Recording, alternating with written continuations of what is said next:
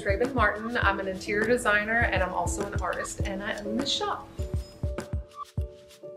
Before I opened up Lulu and Tully's, I did interior design full-time, and then I opened up this store to bring in my clients products that they weren't using, and they would consign them, and then I also used it to carry products to put in their store. I started painting about 4 years ago. One of my friends and my daughter and I painted for the afternoon, and I just thoroughly loved it, and so I did a painting on just a used board that I had and painted a barn on it and brought it in here and sold it. And then the next day I took a painting down to Kathy at Dogwoods, and she let me put a painting in there and sold it for $7.50, and I decided I wanted to start painting. So I switched from doing interior design to painting full-time. One of my favorite things about the store is the handmade tales. We've taken old book covers and we've put the history of what all of our creators and what their handmade tales are in the store. One of my favorite creations in the store are these handmade clocks by Carol, and she takes old vintage pieces and she puts them together, and then she uses her husband's pheasant feathers because he's a fly fisherman, and that's her signature on it. Kind of shows her special thing for the love of her husband, and I just love these. I think they're absolutely beautiful. The great thing about having a small business is you get to include your family. So my mom and my sisters help me with a lot of the products. My sister Memory makes all these handmade soaps, and they're all if you have really sensitive skin, and then she does lotion bars, she does bath salts, she has all kinds of products for self-care. One of my absolute favorite artists in the shop is the Moore family art, and he uses vintage soda cans and Coca-Cola cans, and he and his 5 daughters make the art together, and I just think it's such a sweet little family business. This is my favorite potter right now.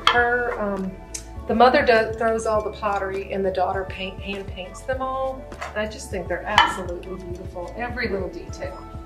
They haven't missed anything. The little birds and the flowers, but I just love that this mother and daughter come together to make such beautiful art.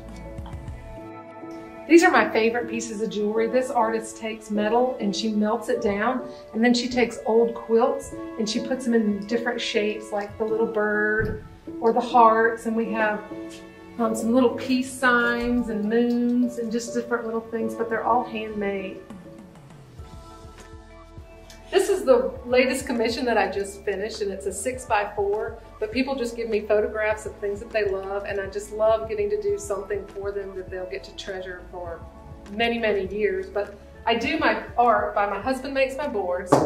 They're all on wood, they're not canvas, and I use my fingers and a palette knife to paint. My favorite thing about owning a small business is being able to let my family work with me and being able to pick my hours and just getting to meet people and enjoying my small town. My dream would be to have locations in different areas and maybe franchising it to where I don't actually own the store myself and I have another designer that would come in or an artist that would come in and actually curate the store with their personality. So a similar feel that I have in this store, but with their art. That would be my dream.